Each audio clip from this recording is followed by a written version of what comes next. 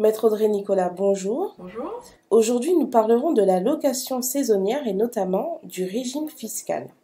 Alors, si je souhaite investir et louer mon logement de manière saisonnière, quelle est la réglementation? Alors déjà, il faut savoir que la location saisonnière, c'est une variante de la location meublée. Donc elle répond en fait à une réglementation particulière avec des équipements en fait obligatoires. Il faut obligatoirement rédiger un contrat de location et déclarer bien entendu les revenus perçus. Quels sont les différents régimes d'imposition? Alors, il y a deux régimes principaux, donc micro BIC, bénéfices industriels et commerciaux, on aura un abattement sur les recettes réalisées. Et puis le régime réel, où on va pouvoir déduire les frais et les charges qui sont liés en fait à la location saisonnière.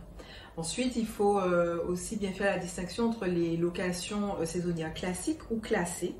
On parle de location saisonnière classée lorsqu'il s'agit de gîtes de France ou de meublés de tourisme. Donc évidemment, il y a plus d'avantages puisqu'on peut proposer un prix plus élevé, donc plus avantageux. Et puis enfin, lorsqu'on est un loueur meublé non professionnel, on peut déduire les déficits de son revenu global, alors que lorsqu'on est un loueur meublé professionnel, on va pouvoir reporter finalement les déficits sur d'autres recettes.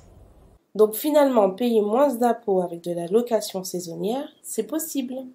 Alors c'est possible, mais tout doit rentrer en fait dans une stratégie globale en fonction des revenus du foyer, en fonction finalement de l'objectif recherché.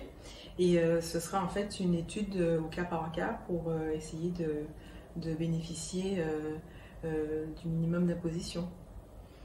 Maître Audrey Nicolas, merci pour toutes ces informations. J'invite nos auditeurs, s'ils sont dans le cas, à se rapprocher des avocats réunis pour une première prise de contact sans frais. Merci.